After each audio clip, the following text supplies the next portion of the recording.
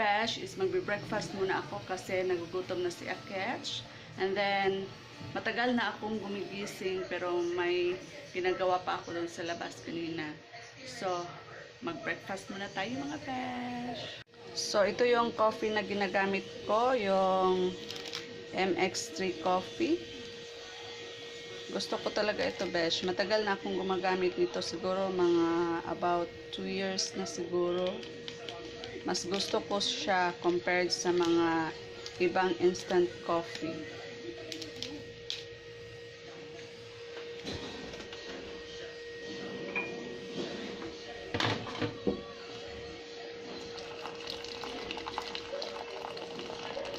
Hindi kompleto ang breakfast, Besh, pag walang coffee.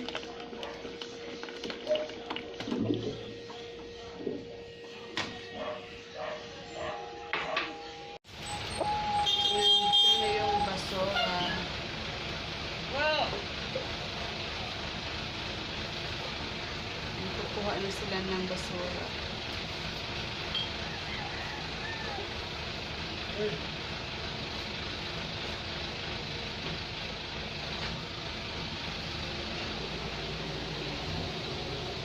Ito yung breakfast ko, Besh. Rice, and then daing na bangos, and then coffee. Kain-kain tayo. So, Besh, ito pala yung ginagamit ko, yung Silver Swan na extra spicy na ketchup. Masarap to sa daing na bangos. So, matapos na palang kumakain si Papang Bear at saka si Kent is tulog pa. So, ako na lang isang kakain ngayon. So, kain-kain tayo mga Besh.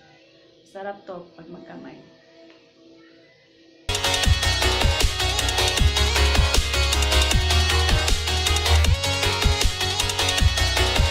So, Besh, yan ay yung mga pinalaundry ko. So, every 1 week, isang beses kami magpapalaundry. So, ito lahat yon. So, kailangan ko na siyang ayusin para malagay sa closet.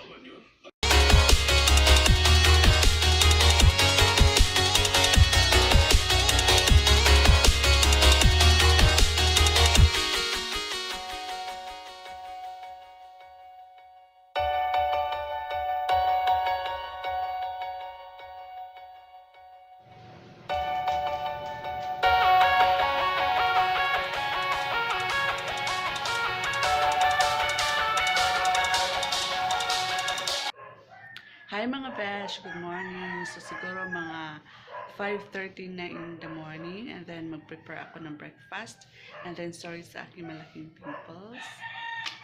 Nandiyan na naman siya. So magluluto tayo mga Besh.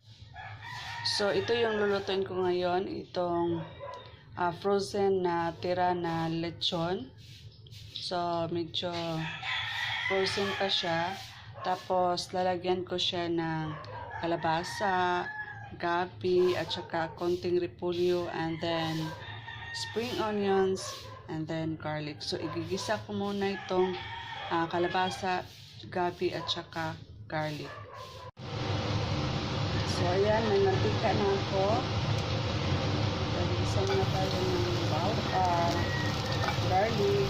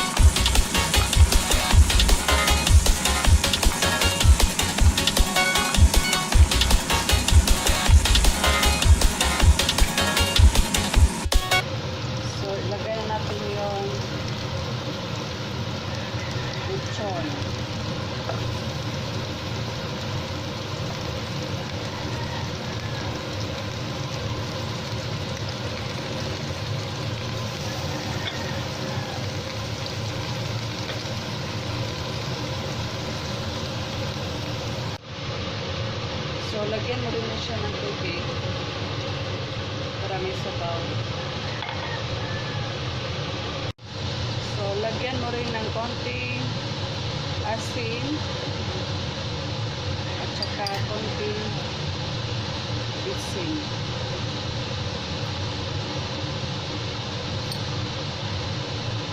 So, ayan mga besh, pag malambot na yung gabi at saka yung kalabasa, ilagay na natin yung cabbage.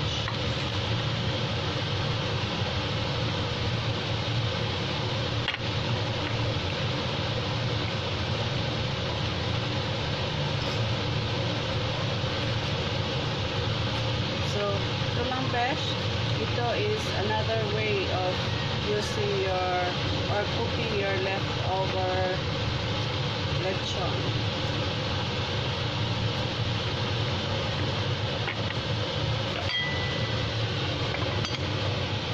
So, update pala sa room ni Kent. So, ito na siya. Tapos na kami magpintura. Nilagay ko na rin yung guitar niya. And then, dyan is lalagyan ko ng poster at saka dito siguro. And then, yan is yung window na yun sa kabila is yung kitchen namin. So, lalagyan ko pa siya ng cortina. And then, yan, para mga rectangle na yan is nabili ko sa Gaisano Grand Mall, Liloan. And then, I like that.